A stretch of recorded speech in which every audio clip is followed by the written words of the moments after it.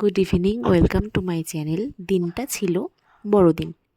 তো বড়দিনে সবাই কিন্তু আমরা ভীষণভাবে সেলিব্রেশন করি, কারণ মহিলাদের তো খুব খুশির একটা দিন, যে দিন বড় হয়ে যাচ্ছে, তার মানে অনেক কাজ করা যাবে একটা দিনে। আর না হলে কি হয়, ছোট দিনে দিন তো কাজ করতে করতেই শেষ হয়ে যায়, সন্ধ্যা লেগে যায় স্নান করতে। বড়দিনে এটা একটা সুবিধা যে আমরা খুব তাড়াতাড়ি কাজ শেষ করে আবার আমাদের চুলটাকেও শুকাতে পারবো রোদে। চুল শুকানো নিয়ে খুব টেনশনে পড়ি ছোট দিনে। এই মাত্র স্নান করে আসলাম, এই দেখি সন্ধ্যা হয়ে যায়। তাই আমাদের বড়দিনটা ভীষণ ভালো লাগে মহিলাদের কাছে। আমি ঠিক বললাম কি না কমেন্ট করে অবশ্যই তোমরা জানিও।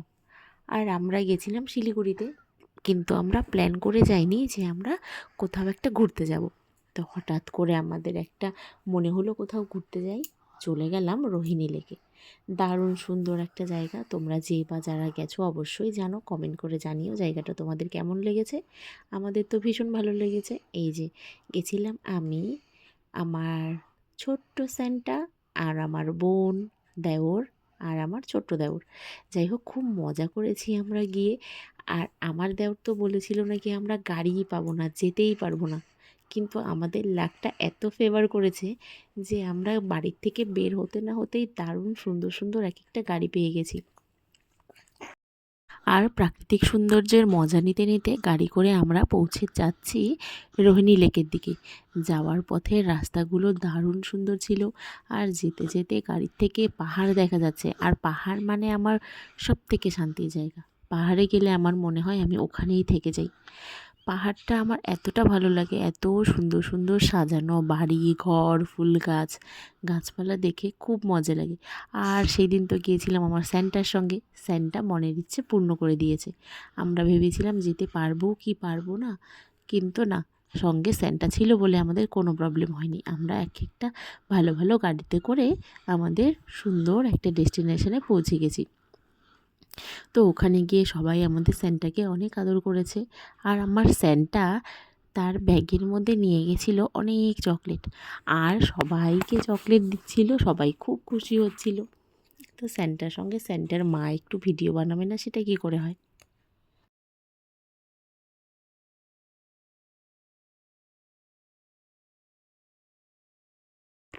তারপর আমরা গাড়ি থেকে নেমে একটু হেঁটে হেঁটে যাচ্ছিলাম, কারণ গাড়ির থেকে নেমে মোটামুটি অনেকটাই হেঁটে ভেতরে ঢুকতে হয়। সবাই মিলে স্যান্টাকে একটু একটু কোলে নিয়ে তারপর স্যান্টা নিজেও হেঁটে হেঁটে অনেকটা রাস্তা গেছে।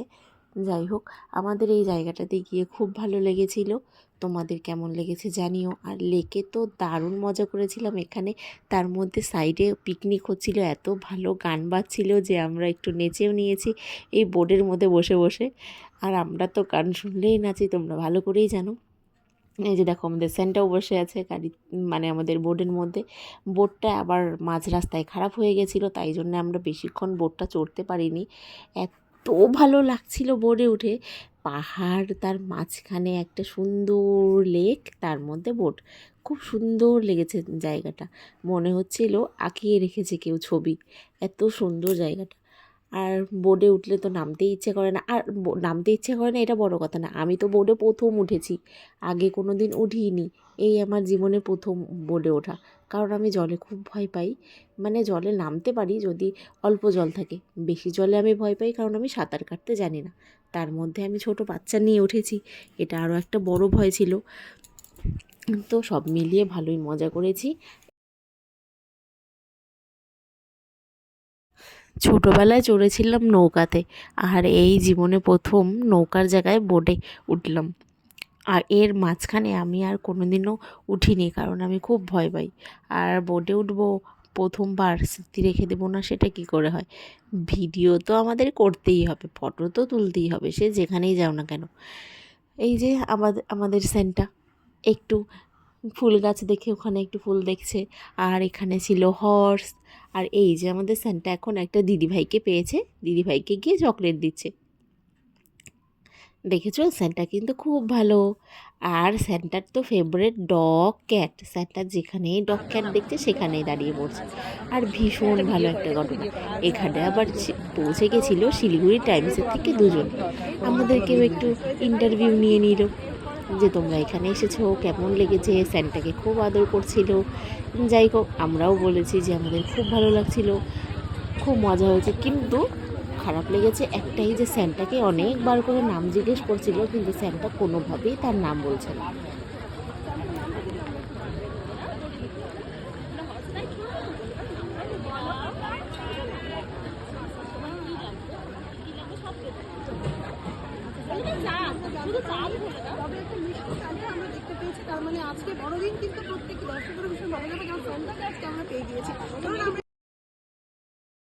স্যান্টা তো কোনোভাবেই তার নাম বলছিল না, আর স্যান্টাকে অনেক করে কথা জিজ্ঞেস করছি, কিছুই বলছে না স্যান্টা।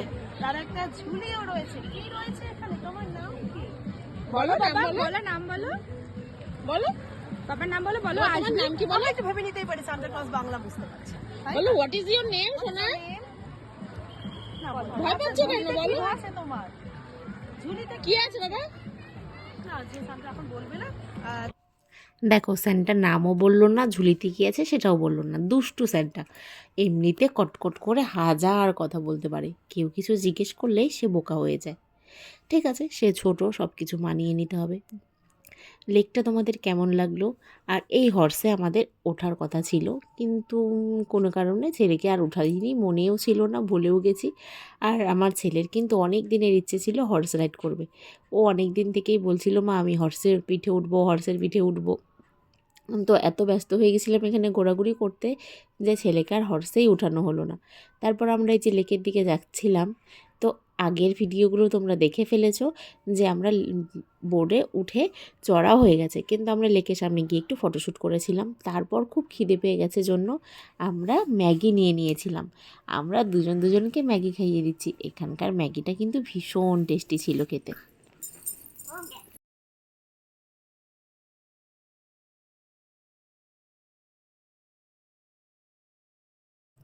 তোমাদেরকে আরও একবার ভালো করে লেকটা ঘুরিয়ে ঘুরিয়ে দেখিয়ে দিই। তোমরা যারা যারা মিরিকে গেছো, প্রায় সেমই জায়গাটা দেখতে। আমি তো মিরিকে যাইনি, তাই বলতে পারছি না মিরিক লেকটা কেমন। আমি এখানেই গেলাম, এখানকার লেকটা আমার খুব ভালো লেগেছে। নেক্সট ট্রিপ কিন্তু মিরিকে একবার যাব। তারপর তো ঘুরতে ঘুরতে ছেলেরও খিদে পেয়ে গেছে, বাড়ি থেকে ওর জন্য খিচুড়ি বানিয়ে নিয়ে গেছিলাম, কারণ বাড়ির বাইরের খাওয়া তো খায় না। তারপর একটু বসিয়ে বসিয়ে পটিয়ে পটিয়ে ছেলেকে খাইয়ে দিলাম। ছেলেকে খাইয়ে দিলাম মানে আমার শান্তি হয়ে গেল, কারণ অনেক তাড়াতাড়ি বাড়ি থেকে বেরিয়েছিলাম, ছেলে তেমনভাবে খাওয়া দাওয়াও করেনি। ওখানে গিয়ে একটু খাইয়ে দিলাম, তারপর ছেলের এনার্জি আরও বেড়ে গেল। আবার ওখানে গান শুনে ছেলেরও নাচার মুড হয়ে গেছে, ওখানে দাঁড়িয়ে দাঁড়িয়ে নাচবে। দেখো কত সুন্দর করে নাচে, আমি একটু ধরে রেখেছি, আর ধরতেও দিবে না, বলছে ছেড়ে দাও ছেড়ে দাও ছেড়ে দাও। তাই কি হয়, ও তো পড়ে যাবে, কারণ ও তো বুঝতেই পারছে না যে ওখানে ও দাঁড়িয়ে থাকতে পারবে না। ছেলেকে নিয়ে কোথাও গেলে এতটা ভালো লাগে, ওকে নিয়েই আমার সারাটা দিন কেটে যায়। তারপর এখানে আমরা একটু মিশাল খেয়ে এই ব্রিজটাতে হেঁটে ভিডিও শ্যুট করে বাড়ি চলে আসলাম।